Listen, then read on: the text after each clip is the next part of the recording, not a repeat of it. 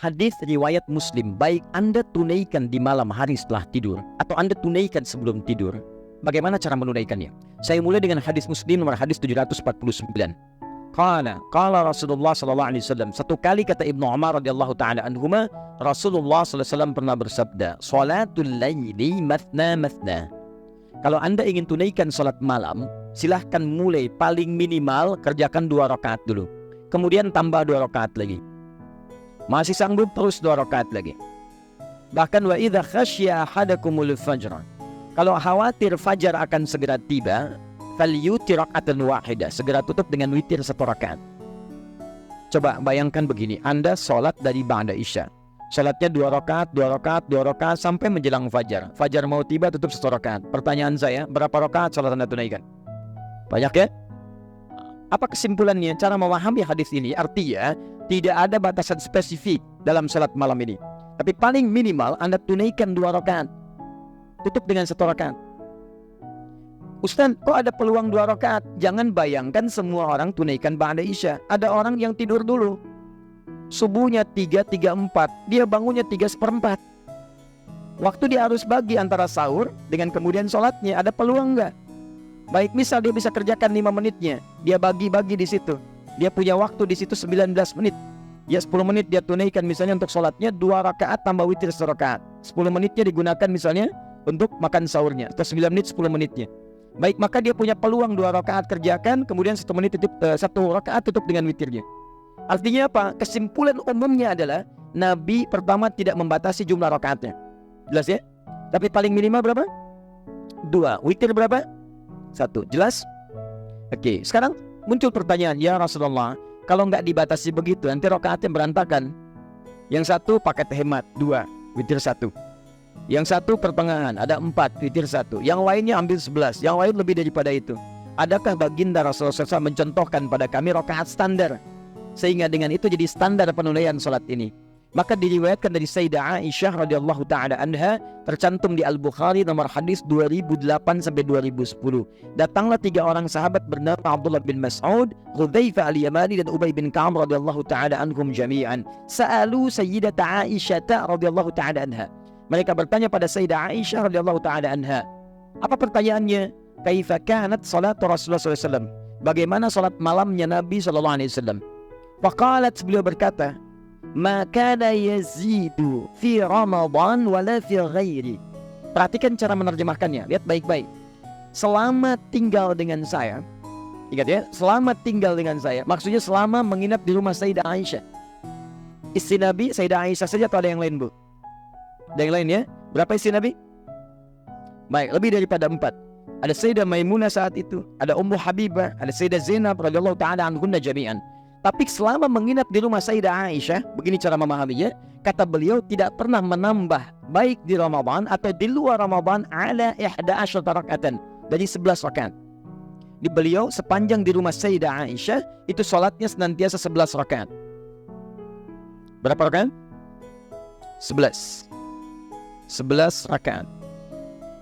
Apa rumusnya? Yusalli arba'an, beliau salat 4 rakaat. Thumma yusalli arba'an, kemudian tambah 4 rakaat. Thumma yusalli thalathan, kemudian ditutup dengan 3 rakaat. 4, 4, 3. 4 tambah 4 tambah 3, 11 rakaat. Selama di rumah Sayyidah Aisyah. Teruskan hadisnya, tahan sampai sini. La tas'al an husnihinna wa tulihinna. Tapi jangan pernah ditanyakan bagaimana panjang dan bagus bacaan gerakannya. Jangan tanyakan panjang dan bagusnya. Panjang dan bagusnya. Ini takotaki. Yang ini 4, 4, 3. Kita ambil 2 hal di sini. Pertama, diajarkan di sini tentang jumlah rakaat. Ya kata Sayyidah Aisyah, yang standar silahkan 11. Rumusnya 4, 4, 3. Selama di rumah saya 4, 4, 3. Tadi istri Nabi bukan hanya Sayyidah Aisyah. Kita cek di rumah yang lain. Kita temukan ternyata di rumah Sayyidah Maimunah, kesaksian sahabat Ibnu Abbas radhiyallahu taala anhuma, tersebut di Abu Daud nomor hadis 1369. Ketika beliau tinggal di rumah Sayyidah Maimunah untuk melihat kebiasaan sholat malam Nabi dan bangunnya Nabi di malam hari, dilihat oleh beliau. Kata beliau, karena Rasulullah sallallahu alaihi wasallam, adalah kebiasaan Nabi sallallahu alaihi wasallam, idza staiqadha min naumi, apabila bangun beliau di pertengahan malamnya, Maka beliau bangun, lihat baik-baik, di pertengahan malam. Lebih sedikit, yazidu qalilan aw yanqusu qalilan. Lebih sedikit, kadang-kadang kurang sedikit. Saya sudah jelaskan kemarin. Kalau ukuran Indonesia misalnya 4:30 subuhnya, ya beliau bangun 1:30, kadang lebih, kadang kurang sedikit. Yang paling menarik, fajalasa, kemudian duduk terlebih dahulu. Famasaha biyadihi min atharin naum, kemudian menghapuskan bekas ngantuk di matanya. Ya faqara khawatim min surah Ali Imran. Maka beliau membaca 10 ayat terakhir atau 11 ayat terakhir di surah Ali Imran. Kemudian berdoa, Alhamdulillahilladzi ahyana ba'dama amatana wa ilaihin nusyur. Dikuatkan dengan hadis riwayat Al-Bukhari, ya riwayat sahabat Abu Dzar Al-Ghifari, nomor hadis 181. Setelah itu kemudian apa yang terjadi? Thumma dhahaba ila syinin mu'allaqah. Pergi ke tempat tertutup, ke toilet. Fatawadda, kemudian berdoa. Setelah itu pergi ke tempat sholatnya, mengikutilah Ibnu Abbas di belakangnya. Ketika mengikuti Nabi kemudian bertakbir, maka Ibnu Abbas ikut di belakang Nabi. Ditariklah oleh Nabi supaya sejajar dengan Nabi sallallahu alaihi wasallam. Hadis ini menunjukkan bolehnya imam, kalau makmumnya seorang, itu boleh berdiri sejajar. Ini imam, ini makmum, sejajar. Paham ya? Boleh juga makmum di belakang, imam di depan. Sejajar, ya tidak sejajar tapi agak maju sedikit. Masih berdempet. Kalau makmumnya diduga itu sudah baik, sudah kuat, sudah dewasa, sanggup menjaga dirinya. Tapi kalau anak ini baru kecil, kita boleh tarik sejajar dengan kita, tidak ada masalah. Teruskan, apa yang dilakukan oleh Nabi? Kata beliau, Nabi membuka dengan 2 rakaat yang ringan, dikenal dengan khafifatain. Ditunaikan salat 2 rakaat dulu, boleh silahkan. Khafifatain, nggak pakai bacaan surat lain selain Al-Fatihah. Takbir Allahu Akbar, langsung Al-Fatihah. Ruku, i'tidal, sujud. Duduk di antara 2 sujud, sujud bangkit lagi 2 rakaat, seperti hal yang sama. Paham ya? Setelah itu beliau tunaikan salat intinya, beliau katakan 2 rakaat. Kemudian 2 rakaat. Kemudian 2 rakaat. Kemudian 2 rakaat, kemudian 2 rakaat, kemudian 1 rakaat. Jumlah berapa?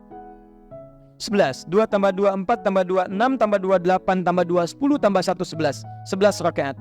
Kalau ingin ditambah dengan salat yang pemanasan tadi, khafifatain 2 rakaat ringan, berarti 13 rakaat. Poinnya, intinya tetap 11, tambahannya 2 rakaat sebagai 2 rakaat yang ringan. Di rumah Sayyidah Maimunah, beliau menunaikan rakaat standar 11 rakaat juga.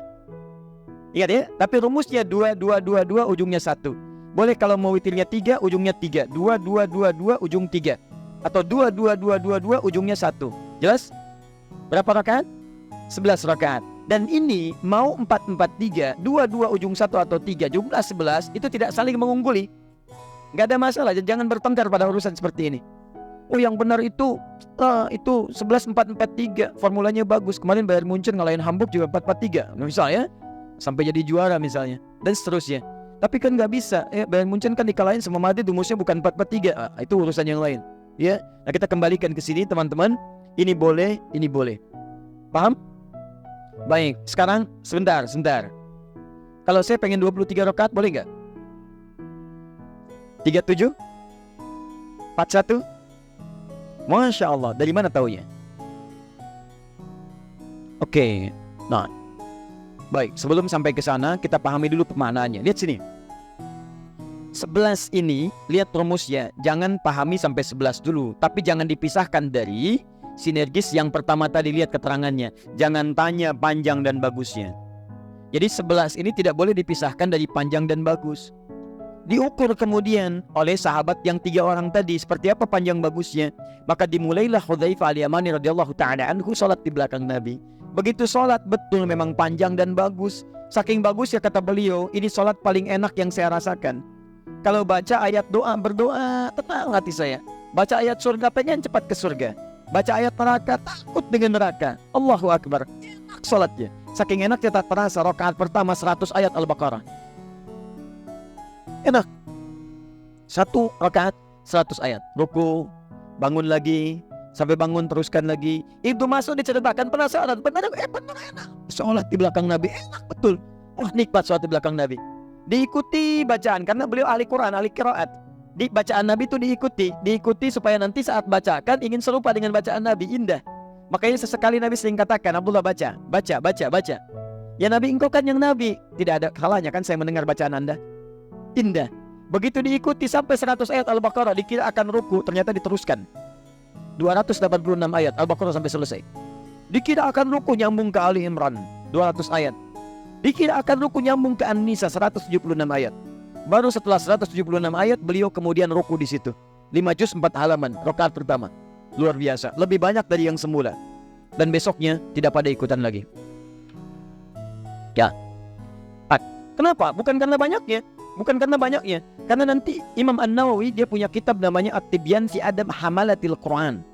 Anda yang senang dengan edisi bahasa Arab, cari terbitan Darul Kutub Al-Islamiyah halaman 37. Ya, warnanya merah marun, paling kanan sebelah atas, ya, paragraf 1 baris 1 sampai 3. Itu disebutkan di situ bagaimana sahabat Nabi sepeninggal Nabi, Utsman bin Affan, kemudian ada Abdurrahman bin Auf, Tamim Ad-Dari radhiyallahu taala anhum jami'an, itu bisa menunaikan salat malam sampai khatam Al-Quran. Itu luar biasa, ya. Nah, tapi poinnya adalah kenapa kemudian mereka tidak mengikuti Nabi lagi? Kata Abdullah bin Mas'ud, saya khawatir sering menduga ini di mana posisi ayat yang mana rukunya Nabi, supaya saya bisa praktikkan dalam sholat kemudian. Karena saya sering menduga, saya khawatir saya nggak khusyuk, akhirnya berpisah dengan Nabi di kemudian harinya. Tapi prinsipnya dibawa oleh mereka. Ternyata Nabi itu kalau sholat, pertama bacaan ayatnya selalu berusaha panjang. Ini kita ambil rahasianya. Kedua, dibaca dengan tenang, sehingga ada pengaruh kepada roh, kepada jiwa. Yang ketiga, bahkan selesai sholatnya itu tidak langsung bangkit, istirahat sejenak. Dalam istirahatnya berdoa, beliau memohon ampunan kepada Allah. Allahumma innaka afuwun tuhibbul afwa fa'fu anni. Ya Allah, aku banyak salah. Engkau maha pemaaf, Engkau maha pengampun. Ampuni aku ya Allah, maafkan aku. Seorang Nabi maksum, dijaga dari kesalahan, masih meminta ampunan dari kesalahan dan mengaku salah. Kita yang bukan Nabi, bukan Rasul, tidak maksum merasakan bebas dari kesalahan. Itu yang fatal. Ini kemudian pasca salat, beliau berdoa dengan tenang, istirahat, berdoa dengan tenang. Tahan, sini tahan, fokus baik-baik. Lihat sini rahasia pertama. Rahasia pertama dibaca dengan panjang. Maksudnya memperbanyak ayatnya. Bukan sekedar panjang, memperbanyak ayatnya. Rahasia sholat malam, perhatikan rahasianya. Kenapa sampai disebut menyempurnakan puasa Ramadan? Teman-teman, ternyata ada satu amalan di dalam ibadah kita yang saat dikerjakan seperti sederhana tapi pahalanya melimpah. Apa amalan itu? Di antaranya adalah membaca Al-Quran. Kalau Anda sholat, sekali sholat nilainya 10. Ramadan dilipat gandakan. Tapi ingat, bukan cuma sholat yang dihitung, setiap bacaan Qurannya. Dan bacaan Quran skala dibacakan, satu hurufnya 10 kebaikan. Satu hurufnya sama dengan 10. Man qara'a harfan min kitabillahi falahu asyru hasanat. At-Tirmidzi nomor hadis 2910. Siapa yang baca satu huruf dari Al-Quran, dia mendapatkan 10 kebaikan. Masih ingat kalau Ramadan kali berapa? 10 lagi. Jadi satu hurufnya berapa? Allahu Akbar. Cuman Ramadan yang saat Anda bacakan setiap hurufnya itu mengalir kemudian 10 kali lipat minimal di hari biasa. Maka mau malam hari apa lagi yang Anda carikan pahalanya? Kalau Anda kehilangan Ramadan, peluang ini nggak ada. Makanya Nabi mengajarkan pada kita, jangan ributkan masalah rakaatnya. Anda harus maksimalkan, baca yang banyak, karena peluang pahalanya banyak. Silahkan cek. Jadi kalau Anda mau sholatnya 11, mau yang lainnya, maksimalkan, yang penting bacaannya itu, usahakan maksimalkan panjang, dalam arti perbanyak ayatnya, banyak ayatnya. Karena setiap hurufnya ini digandakan luar biasa.